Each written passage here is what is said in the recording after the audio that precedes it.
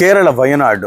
కేరళ అనగానే ఒక దేవభూమి అంటాం. చాలా ప్రకృతి రమణీయతతో అలరారుతూ ఉంటుంది. కేరళ వెళ్ళాలి, ఎంజాయ్ చేయాలి, ఆ ప్రకృతి సోయగాలు వీక్షించాలి అనుకునే వాళ్ళు కోకొల్లలు దేశంలో. పర్యాటకంగానే కేరళ చాలా అభివృద్ధి చెందుతుందని కూడా చెప్పుకోవచ్చు. అలాంటి కేరళలో వయనాడ్లో కలిగిన బీభత్సం దేశమే కాదు ప్రపంచం దృష్టిని కూడా అటువైపు తీసుకెళ్ళిందని చెప్పాలి. వయనాడ్లో ఇప్పుడు వచ్చిన వరద వల్ల కొండ చర్యలు విరిగిపడి బురదమయమై కొన్ని కుటుంబాలను నేలమట్టం చేసిందని చెప్పాలి. సోఫాలో కూర్చున్న వాళ్ళు కూర్చున్నట్టే ఫ్యామిలీ చనిపోయిన పరిస్థితులు. సో ఒక హృదయ విదారకమైన సంఘటన అన్నమాట. దాదాపుగా ఇప్పటి వరకు 300 మంది చనిపోయినట్టుగా చెప్తున్నారు. 100 మంది గల్లంతయ్యారు. ఇప్పటికే సైన్యం అయితే ఒక 1000 మందిని కాపాడిందని చెప్తున్నారు. నిజానికి చెప్పాలంటే ఇంకా చాలా మృతుల సంఖ్య పెరిగే అవకాశం కూడా ఉంది. గల్లంతైన వారు దాదాపుగా ఒక 600-700 మంది గల్లంతయ్యారు అంటున్నారు. మరి వాళ్ళందరూ నిజంగా గల్లంతయ్యారా, లేకపోతే అంటే వాళ్ళంతా బతికే ఉన్నారా, లేకపోతే చనిపోయారనేది తెలియదు. సో ఒక రమారమి దాదాపుగా ఈ మృతుల సంఖ్య ఒక 600 నుంచి 700కు చేరుకునే అవకాశం ఉందని కూడా నిపుణులు అంటూ ఉన్నారు. అయితే ఏంటి ఇంత బీభత్సం జరగటానికి రీజన్ ఏంటి అనేది మొత్తం దీని మీద స్టడీ చేస్తూ ఉన్నారు. గతంలో ఇచ్చిన స్టడీ రిపోర్ట్స్ కూడా తీసుకుంటున్నారు. ఒకవైపు ప్రతిపక్షం, అధికార పక్షం కారణం మీరంటే మీరు అని అంటున్నాయి. కానీ ఇది భారతీయ జనతా పార్టీ కేంద్ర ప్రభుత్వం చెప్పినట్టుగా డెఫినెట్గా ఈ పాపం కాంగ్రెస్ పార్టీ అలాగే వామపక్ష పార్టీలదని చెప్పాలి. ఎల్డిఎఫ్ యూడిఎఫ్ కూటమిలదే ఈ పాపం అని చెప్పాలి. ఎందుకంటే పశ్చిమ కనుమలు అంటాం కదా మనం. పశ్చిమ కనుమలు దాదాపుగా మహారాష్ట్ర నుంచి గుజరాత్ నుంచి చూస్తే గుజరాత్, మహారాష్ట్ర, కర్ణాటక, గోవా, కర్ణాటక, కేరళ, తమిళనాడు, కన్యాకుమారి వరకు విస్తరించి ఉంటాయి. చాలా పెద్దవి. ఒక రకంగా చెప్పాలంటే వాటి ఒక 40% ల్యాండ్ అంటే భారత భూభాగంలో 40%కి ఈ పశ్చిమ కనుమలు తాగునీటిని సప్లై చేస్తున్నాయని చెప్పాలి. అంటే అక్కడ నదులు ఎలా తాగునీటిని సప్లై చేస్తాయి? ఒక మహారాష్ట్రలో పుడుతున్న అనేక నదులు చూస్తే కృష్ణా కావచ్చు, గోదావరి కావచ్చు, తర్వాత కావేరి కావచ్చు, తుంగ కావచ్చు, భద్ర కావచ్చు, భీమా కావచ్చు, మలప్రభ కావచ్చు, ఘటప్రభ కావచ్చు, హేమావతి, కావి, ఇలాంటి అనేకమైన నదులు ఈ పశ్చిమ కనుమల్లో పుట్టే ఇటువైపు ప్రవహిస్తున్నాయన్నమాట. ఈ ప్రవహించడం వల్ల దేశంలో 40% భూభాగం సస్యశ్యామలమవుతోంది. పంటలకు కావచ్చు, తాగునీటి అవసరాలు కావచ్చు, ఇవన్నీ తీరుస్తోంది ఒక రకంగా. అలాగే పశ్చిమ కనుమలు మొత్తం దాదాపుగా కొన్ని వందల జీవజాతులు, ఇప్పటికే ఒక 300 జీవజాతులు అంతరించిపోయే దశలో ఉన్నాయంటున్నారు. అవన్నీ కూడా పశ్చిమ కనుమల్లో ఉన్నాయి ఇప్పటికీ. సో ఆ పశ్చిమ కనుమల్ని కనుక పాడు చేస్తే ఖచ్చితంగా ఆ జీవులు కూడా అంతరించిపోయే ప్రమాదం ఉంది. 1600 కిలోమీటర్లు అంటండి ఈ పశ్చిమ కనుమలు. మానవ తప్పిదం మాత్రమే దీనికి కారణం అని చెప్తా ఉన్నారు పర్యావరణవేత్త మాధవ్ గాడ్గిల్. ఏం జరిగింది? మానవ తప్పిదం అంటే ఏం జరిగింది, ఏం చేశారు కాబట్టి ఇలా జరిగింది? మనం కేదార్నాథ్తో తీసుకొని ఇవాళ కేరళ వరకు చూస్తే ప్రకృతి వలయతాండవం చేసిన ప్రతిసారి మన తప్పుల్ని మనం తెలుసుకోకపోవడంలో మరొక ఉత్పాతం జరుగుతూ ఉంది. ఇది 2000 ఈ మాధవ్ గాడ్గిల్ ఎవరంటే 2010 మార్చిన 14 మంది సభ్యులతో కూడిన ఒక బృందాన్ని మాధవ్ గాడ్గిల్ నేతృత్వంలో ఒక బృందాన్ని నియమించింది కేంద్ర పర్యావరణ శాఖ. ఈ పశ్చిమ కనుమల్ని స్టడీ చేయండి అని చెప్పేసి ఒక బాడీని ఏర్పాటు చేసింది. ఈ బాడీ 2011 ఆగస్టు 31న ఒక నివేదిక ఇచ్చింది.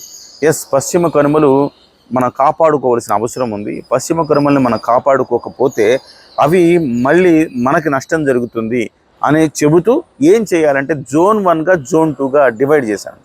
అత్యంత సున్నితమైన పర్యావరణ ప్రాంతంగా ప్రకటించి జోన్ 1గా జోన్ 2గా వాటిని గుర్తించి జోన్ 1లో అయితే అస్సలు ఎలాంటి వాణిజ్య కార్యకలాపాలు కానీ, మైనింగ్ కానీ, అభివృద్ధికి పేరిట జరుగుతున్న నిర్మాణాలు కానీ ఏవి జరగకూడదు, పూర్తిగా నిషిద్ధం చేయాలి అని చెప్పింది. అయితే అప్పటికే ఉన్నాయి అవన్నీ. వాటన్నిటిని 2016లోపు క్లోజ్ చేసేయాలి మొత్తం అని చెప్పేసి చెప్పింది. ఆ తర్వాత జోన్ 2లో మాత్రం కొన్ని ఆంక్షలతో మైనింగ్ కావచ్చు, అభివృద్ధి కార్యకలాపాలు జరుపుకోవచ్చు, కానీ కొన్ని ఆంక్షలతో జరుపుకోవాలని చెప్పింది. అయితే దాన్ని ఆ రోజు ఉన్న ప్రభుత్వాలు, ఆ రోజు ఊమన్ చాందీ ఉన్నారు కాంగ్రెస్ పార్టీ ముఖ్యమంత్రిగా, అంటే యూడిఎఫ్ నేతృత్వంలో ముఖ్యమంత్రిగా ఊమన్ చాందీ ఉన్నారు. ఆయన ఏమన్నారు, ఇది కష్టం, ఇది అమలు చేయడము, ఈ నివేదిక అమలు చేయడం అంటే చాలా ఇబ్బందికరం. కాబట్టి మేము అమలు చేయలేమని కేరళ ప్రభుత్వం ఆ రోజు చెప్పింది. సో అంటే అన్ని జిల్లాల కంటే కూడా ఒక రకంగా చెప్పాలంటే పశ్చిమ కనుమలు ఎక్కువ తగులుతుంది కేరళ మొత్తానికి తగులుతాయి. ప్రతి రాష్ట్రానికి ఎంతో కొంత పక్కన భూభాగం ఎక్కువ ఉంటుంది. కేరళకు మాత్రం ప్రతిదీ కూడా పశ్చిమ కనుమల మీదుగానే వెళ్తూ ఉంటుంది. అయితే దీనికి సంబంధించి మేము అమలు చేయలేమంటే ప్రతిపక్షంలో ఉన్న ఎల్డిఎఫ్ కూడా, వామపక్షాలు కూడా ఖచ్చితంగా దీన్ని అమలు చేస్తే కష్టం అని చెప్పేసి, అంటే వీళ్ళందరూ కూడా పెట్టుబడిదారులకు అమ్ముడుపోయిన పరిస్థితి ఆ రోజు. సో వాళ్ళంతా దీన్ని అమలు చేయలేమని చెప్పారు. అంటే 2015 నాటికి ప్లాస్టిక్ బ్యాగ్స్ నివారణ, 2020 నాటికి పెస్టిసైడ్స్ నివారణ ఇవన్నీ చేయాలని చెప్తే వీటిని మేము అమలు చేయలేము, మా వల్ల కాదు, ఇది సున్నితమైన ప్రాంతంగా డిక్లేర్ చేయలేము, అక్కడున్న అభివృద్ధి కార్యక్రమాలను మైనింగ్ను మేము ఆపలేమని చెప్పేసి ఆ రోజు ప్రతిపక్ష అధికార పక్షాలు కుమ్మక్కై చెబితే ఆ రోజు ఉన్న ప్రభుత్వం కేంద్రంలో ఎవరు? కాంగ్రెస్ ప్రభుత్వమే. కాంగ్రెస్ ప్రభుత్వం ఏం చేసింది? దీన్ని ఎట్లా తప్పించుకోవాలని చూసి ఆ నివేదికను మళ్ళీ అమలు చేయాలా వద్దా అనే దానికి ఇంకొక కమిటీని వేసింది. ఆ కమిటీ ఏం చేసిందంటే ఆ కమిటీ మొత్తం స్టడీ చేసి ఇది ఇందులో కొంత మార్పులు చేద్దాం, 75% దీన్ని సున్నిత ప్రాంతంగా డిక్లేర్ చేశారు గత కమిటీ, దాన్ని 37% తగ్గిద్దామని అన్నారట. సో దాన్ని కూడా అమలు చేయలేదు, పూర్తిగా అటకెక్కించారని చెప్పాలి. తర్వాత ఇలాగ జరగడం వల్ల ఇవాళ వైనాడ్ అంటే మనం మైనింగ్ చేస్తామండి, చేసినప్పుడు బాగా గట్టిగా ఉండే కొండల్ని మనం పిండి చేస్తాం మొదలు పెడితే, వరదలు వచ్చినప్పుడు వర్షాలు వచ్చినప్పుడు బురదమయమై ఊళ్ళు లేచిపోయిన పరిస్థితి ఇవాళ వైనాడ్లో అదే కనపడింది. సో కాబట్టి ఆ రోజు చేసిన మానవ తప్పిదమే ఇవాళ వైనాడ్ ప్రమాదానికి మూలమని చెప్పాలి.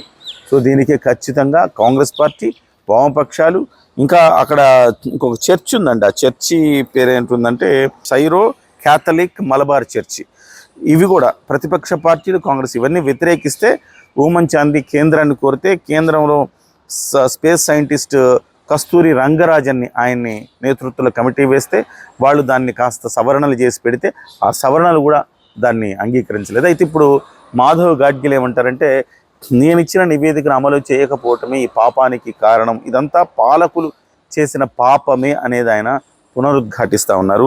మొత్తం మీద అయితే ఇది చాలా బాధాకరమైన విషయం. కేవలం కేరళ ఒకటే కాదు, దేశం మొత్తం మీద కూడా మనుషులు చేసిన తప్పిదాలు, పాలకులు చేసిన తప్పిదాలు మళ్ళీ శాపాలుగా మారుతున్నాయి. దీని ఇప్పటికైనా కానీ మానుకోకపోతే, పర్యావరణాన్ని మనం కాపాడుకోకపోతే డెఫినెట్గా అదే మనల్ని మింగేస్తుందని చెప్పడానికి ఇప్పుడు జరుగుతున్నదే ఉదాహరణ. పవన్ కళ్యాణ్ గారు ఎందుకు తన పార్టీ సిద్ధాంతాల్లో పర్యావరణాన్ని పెట్టారో ఇప్పటికైనా మనందరికీ అర్థమవుతా ఉంది. పవన్ కళ్యాణ్ గారు దీని మీద పర్యావరణ శాఖ కూడా ఆయన తీసుకున్నాడంటే ఖచ్చితంగా దాని ఇంపార్టెన్స్ తెలిసిన వ్యక్తి కాబట్టి ఆయన తీసుకోగలిగాడు. దేశంలో అనేక మంది రాజకీయ నాయకులు కేవలం ఓట్ల కోసం మాత్రమే ఉండేవాళ్ళు ఉంటారు, కానీ సమాజాన్ని ఉద్ధరించడానికి, సమాజానికి ఏది మంచి చేయడానికి ఉండే నాయకులు చాలా అరుదని చెప్పాలి. అలాంటి కోవకి చెందుతాడు పవన్ కళ్యాణ్ గారు. ఆయన అందుకే పర్యావరణ శాఖను తీసుకున్నారు. ఆంధ్రప్రదేశ్లో కూడా ఆయన చేయాల్సిన చాలా పనులు ఉన్నాయి. బహుశా ఇవన్నీ కూడా పాఠాలుగా నేర్చుకోవాలి పాలకులందరూ కూడా.